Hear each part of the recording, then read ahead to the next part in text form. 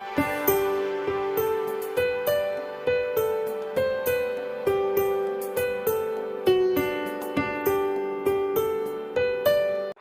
Friends, मेरे channel divine life with Shalini में मैं शालिनी राठौर आप सभी का एक बार फिर से स्वागत करती हूँ। नमस्कार।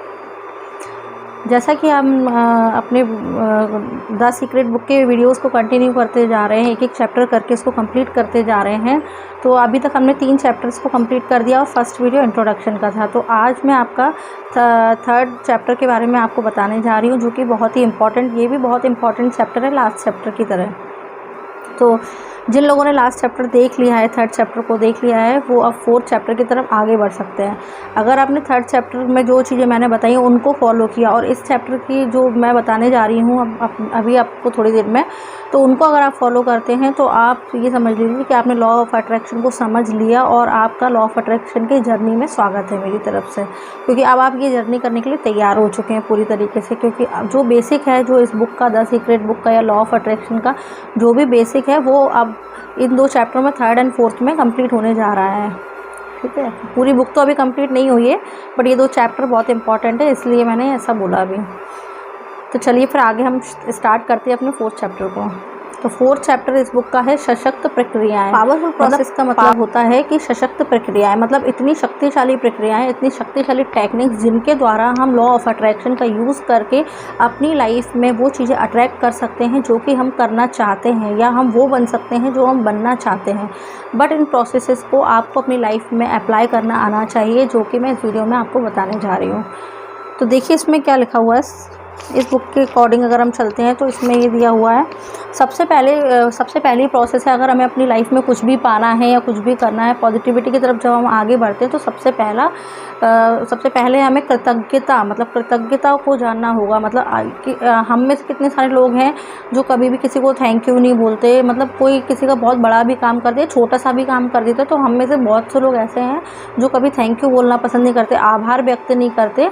तो आभार व्यक्त करना, कृतज्ञ होना किसी के लिए हमें बहुत ज़रूरी है अपनी लाइफ में। जब हम कृतज्ञता की जो पावर होती है उसको जब हम समझ जाएंगे ना, तो ये समझ लीजिए हम अपनी ज़िंदगी में बहुत कुछ पा लेंगे जो हम पाना चाहते हैं, और उससे भी कहीं ज़्यादा।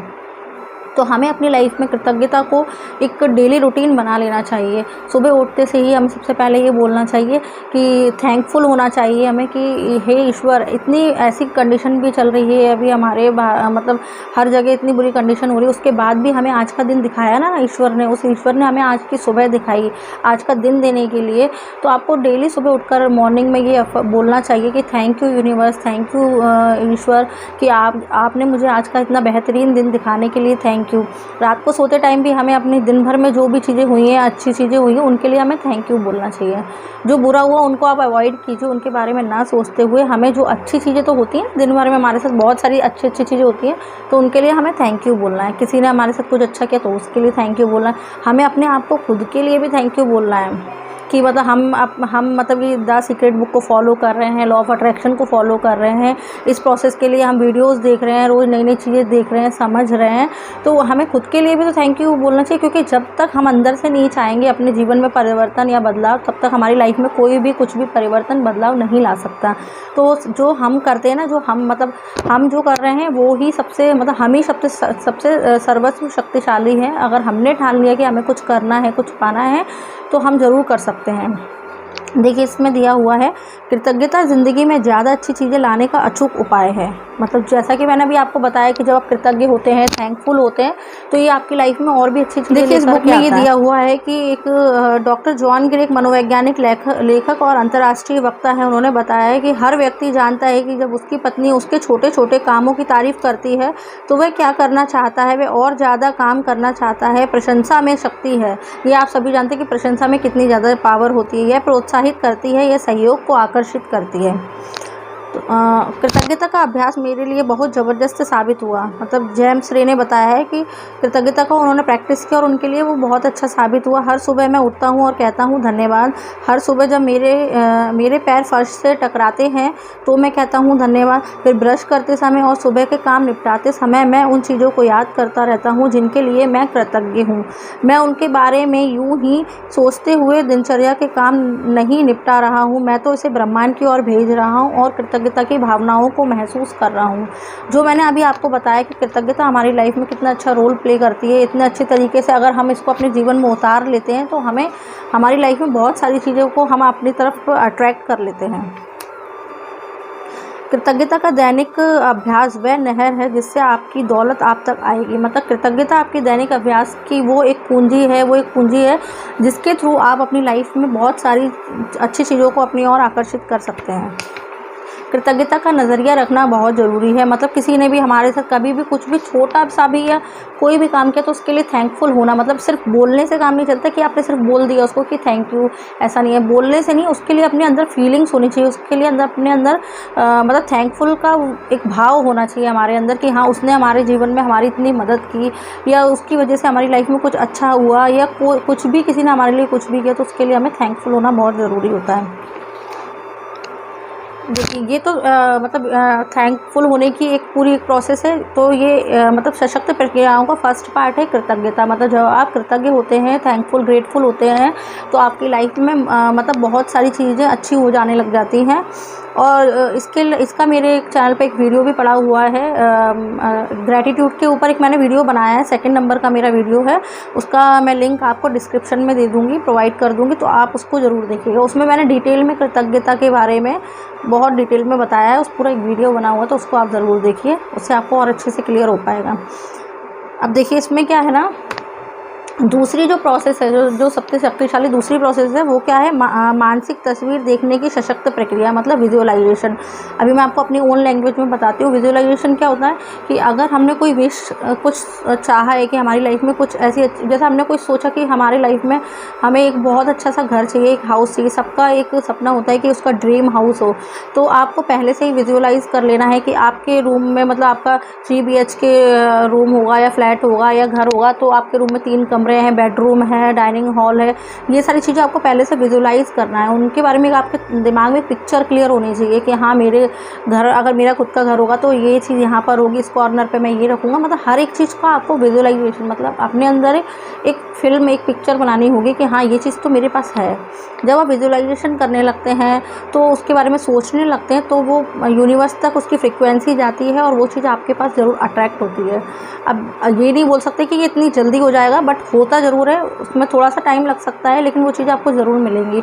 अगर आपने सोच के रखा हुआ है, सोच बना लिए कि वो घर मेरा ऐसा होना चाहिए, या अपने कार के लिए मैनिफेस्ट किया हुआ है आपने कि मुझे ऐसी कार चाहिए, तो उसके बारे में आप कंटिन्यू सोच रहे हैं। और आप उसको ये भी सोच लीजिए कि हाँ, मैं तो उसको ड्राइव भी कर रहा हूँ, उस कार को मैं मतलब शोरूम में देखने गया हूँ, टेस्ट ड्राइव भी ले लिया, फिर वो कार मैंने ख़रीद ली हुई है, मेरे पास घर में वो कार है अवेलेबल।